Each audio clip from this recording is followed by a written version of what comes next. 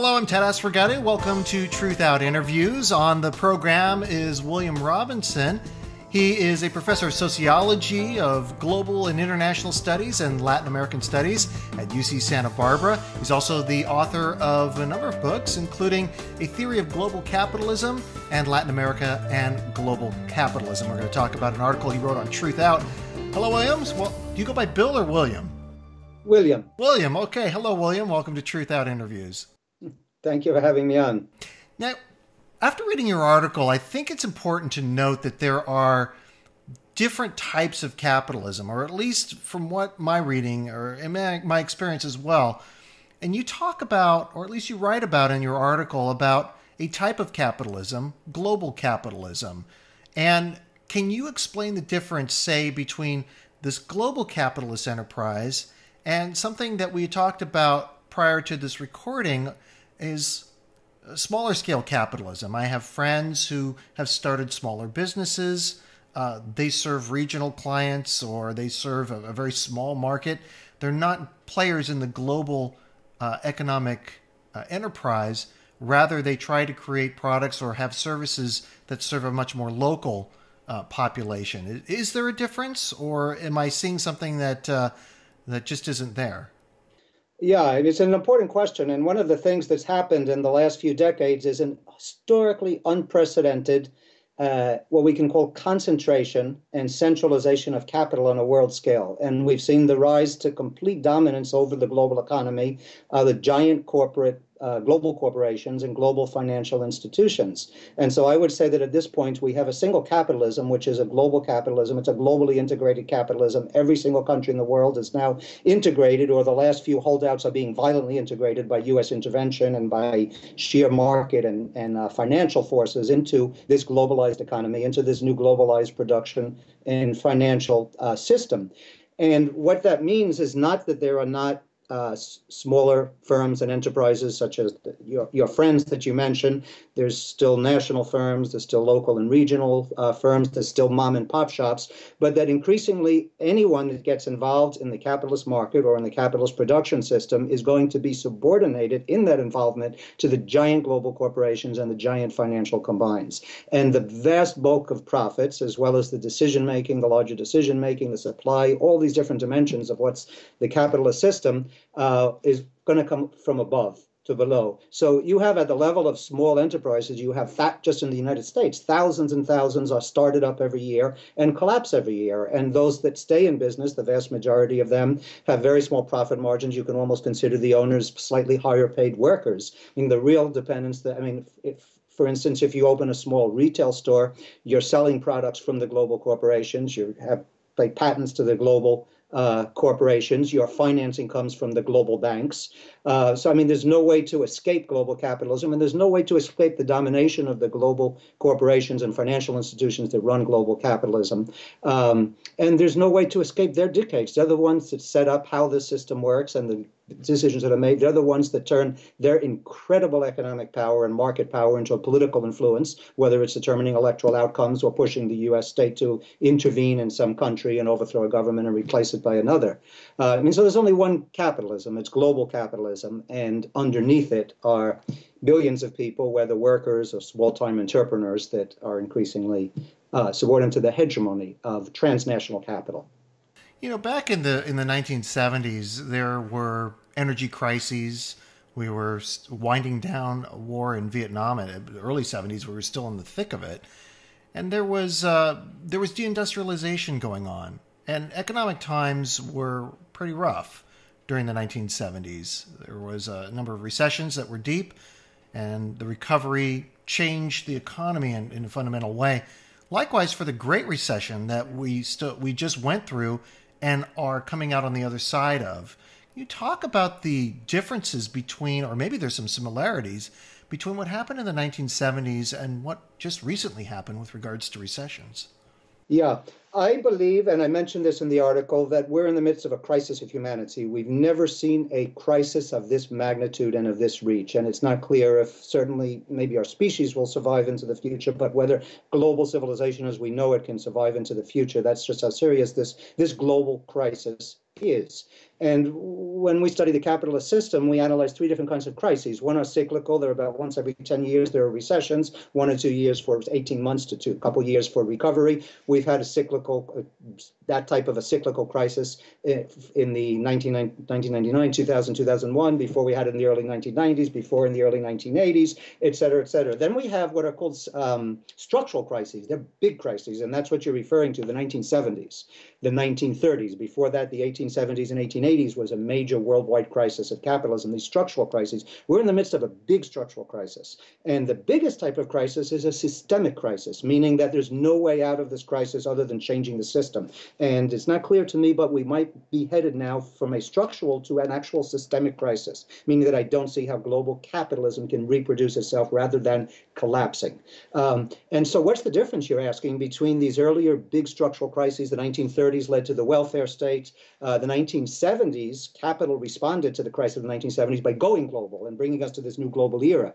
But what's different this time around, and what is so frightening for me, is, I want to mention a few of the things, is first the ecological limits to the continuation of the system, to the sustainability of the system. We're facing ecological collapse on many different fronts, and we have not seen that previously.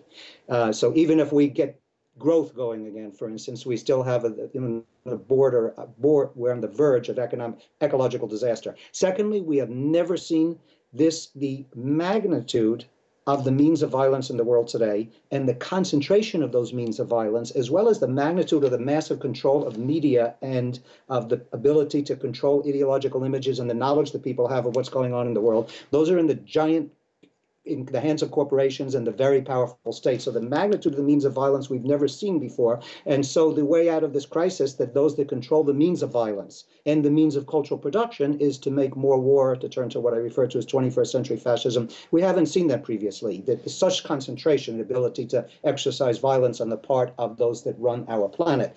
The third thing, which is unique in this 21st century crisis that we did not see in the 1970s and 1930s, is we're seeing what I refer to as the limits to the extensive and the intensive expansion of the system. Capitalism is a system that, if it is not constantly expanding and incorporating new regions and people into it, collapses. It's like riding a bike. If you stop pedaling, it falls over. Capitalism, if you stop expanding, it collapses, and you have this massive crisis. But now there's no new territories in the world to integrate into global capitalism. Fourth thing, which is new and very, very frightening, is that we're seeing the rise of a surplus humanity, of what Mike Davis, in his famous book by the same title, calls a planet of slums. Hundreds of millions, actually several billions of people, have been displaced from the land, from the countryside, in the so-called third world, in the global south, but also in the cities, displaced from business, deindustrialization, so forth and so on. So right now, the estimate is that 1/3 of humanity is unemployed, the employable age population. You're talking about 1 million to 2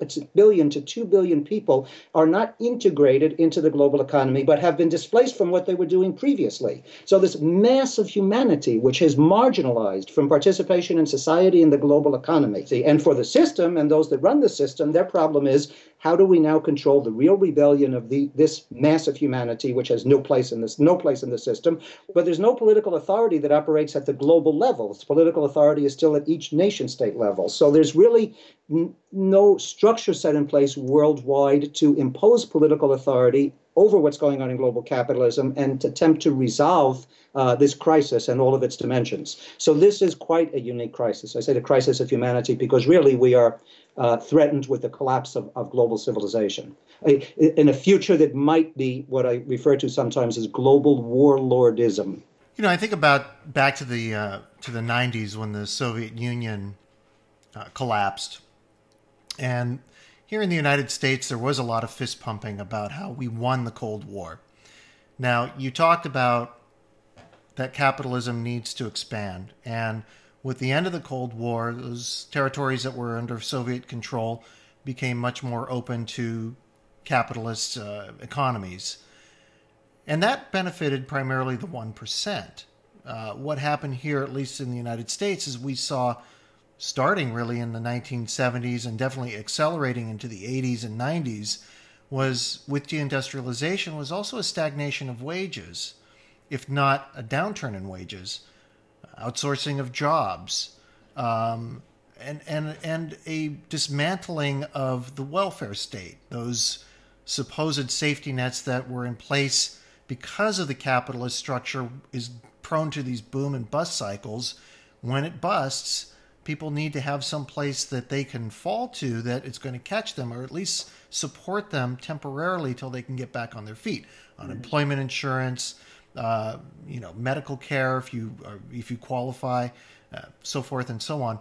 But all of this is becoming dismantled in the name of economic growth. And we're at a point where I think about those times, about people just excited about the fact that we won the Cold War. What exactly did we win? And really what you highlight is that only a small segment of the population won the Cold War. And we've come to a point that it's reached a crisis level that this cannot sustain itself. There are no new territories to conquer. The moon doesn't really have anything that we can really value, that we know of. I don't know.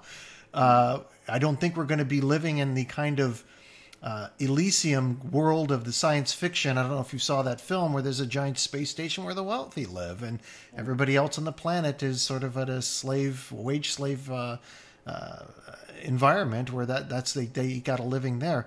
But I just think that we're at a point. I mean, it does seem, in a way, it does seem a little bit hopeless. But I often wonder, with the critique that you've leveled and highlighted at the global capitalist system, with its use of force, with its need to expand, but there's only so much limited space to expand. What is the alternative at this point? Yeah, I don't think the situation is hopeless, and you're raising a lot of good points and a lot of things to talk about. Let me see if I can give some summary response for some of the issues and conclude with how we need to go forward, confront this crisis from below, not from the perspective of the 1%. But I would suggest that we are living increasingly in an Elysium global society. The only difference is that the rich and the powerful don't live up in the clouds. They simply live in gated communities. They're able to control space in new ways. So you have masses of people in the global slums right alongside gated communities that are policed by thousands of private police forces and public police forces and armies and so forth. So we're living on an on-the-ground Elysium society right now. And that's what's happened. You've identified correctly another big thing that's taken place, and this is the most concern for us from below, since the 1970s is global social polarization. The vast majority of humanity has experienced downward mobility, increasing impoverishment, increasing immiseration, and a small percentage of humanity, the 1% on top, and below that maybe 20%, which enjoys some affluence within the global system, even if no real decision-making capacity is able to at least survive. And why did that happen? Well, that happened because capital used to be at the nation state level. And so trade unions and mass social movements could pressure states for a redistribution of wealth, to put controls on capital, to create welfare states and social states and minimum wages and so forth and so on. And so that's what we had, especially after the 1930s. Those were the mass struggles for that type of a capitalism. But capital operated at the nation state level, so popular forces could pressure states to control capital. But after the 1970s crisis, capital goes global. And so capital no longer needs to pay attention to the states, and it no longer needs to worry about national populations and gaining legitimacy there, because it has the world to exploit and the world to control. And so you're asking, is this hopeless? And it is definitely not hopeless. I think the first step to addressing the crisis from below and from the interests of the 99% worldwide is to understand the nature of the new system. And so that's why in the article I focused on what is the nature of this beast we're facing. You can't face a beast unless, an enemy, in this case global capitalism in the 1%, if you don't understand it. That's part one. But then the second is, I think that we're in the midst of a global revolt, and that is extremely hopeful. But I think that this mass of humanity that we're engaging in a global revolt, need to have an alternative in place. It's one thing to denounce what's going on. It's one thing, spontaneous resistance. It's one thing to say we are anti-global capitalism. It's another thing to say what we are for.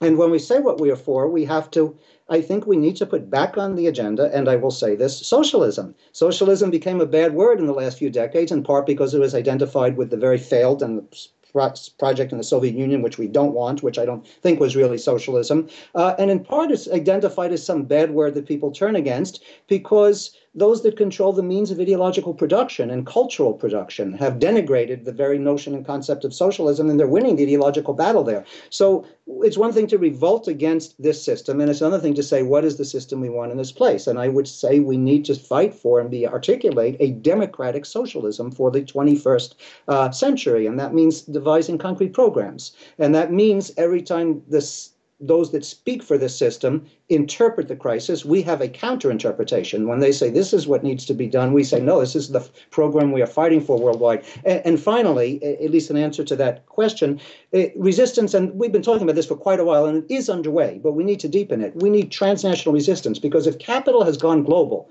and now doesn't need to pay attention to the nation state level, to national populations, it can simply go where it wants and do what it wants, then the revolt needs to be global, not just in the sense that it's happening in all different countries, but we're synchronizing these actions around a common platform, at least minimal platform globally, of what we want and what we don't want.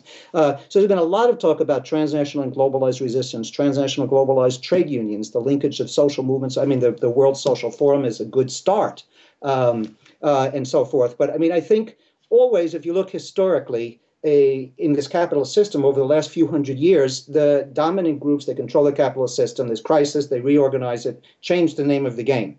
And then those of us from below, we take a few years, sometimes a few decades, unfortunately, to realize the new circumstances we're facing and to begin our fight back on new terms, or a new fight back under these new conditions. And then we've been able to confront the system. But I think that's the crossroads we're at this point. With the caveat, I'll conclude that we're really close to global collapse, so we don't have that much time.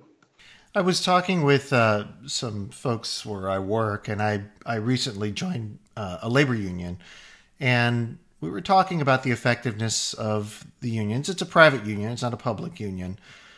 And some of the people, they just felt like the union didn't really have a lot of power in terms of negotiating better wages for their members, better working conditions. Working conditions are fine, better benefits. And I made the comment, just sort of a quip in a way. I said, well, because capitalism is basically global, technology has allowed the ability to do work wherever. It doesn't really, you're not really isolated geographically anymore.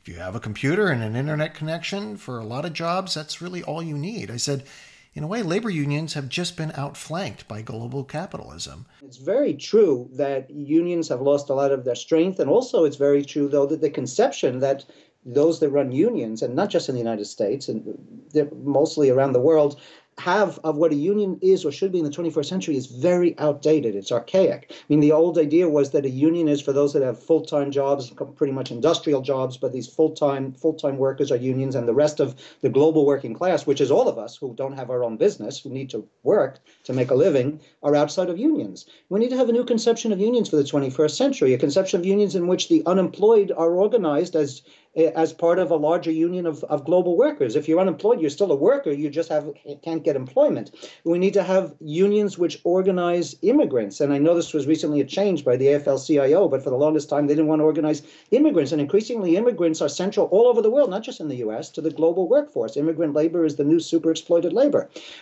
We need to have unions that organize contingent workers, part-time workers, flexibilized workers, because capitalism has fragmented and flexibilized and made contingent the global workforce. And so we need to, that's the new face of the global workforce. And increasingly, the global workforce is female.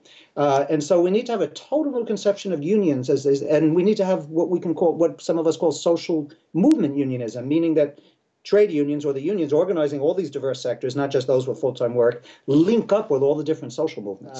When we think about these things, about the incredibly racialized nature of how the system is responding to crisis and from potential rebellion. And now is not the time to remind everyone about the new Jim Crow and about the rise of a prison-industrial complex, but really we see that when the ruling groups racialize, that is, create scapegoats and target particularly racially oppressed or ethnically oppressed sectors of the population for particular isolation, marginalization, and then repression, is very tempting for those that have been previously privileged, such as white workers in the United States or privileged middle-class workers in the global South, to then channel the anxiety they're experiencing due to downward mobility and crisis, as we've been talking about, towards those scapegoats.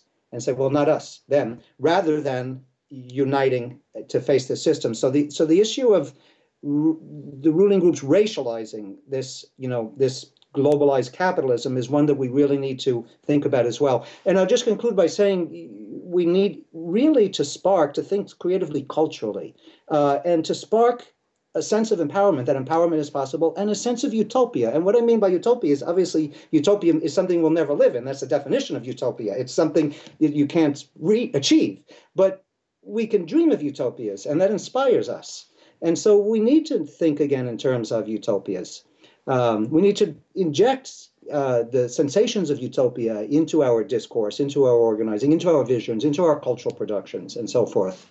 Yeah, I think that New Horizons definitely adds a kind of a positivity to it and something to strive for. Bill, William, actually, I want to thank you for being on the program and talking about this article that you've written for Truthout. That is, it's quite heady in terms of its conception, but you do break down the theories behind global capitalism in a very comprehensive and understandable way. And again, thanks for being on the program. Thank you very much for having me. You can read William Robinson's piece on Truthout. It's called The Crisis of Humanity. Global Capitalism Breeds 21st Century Fascism on Truthout. And thanks for watching Truthout Interviews. I'm Ted Asregadoo. We'll see you next time.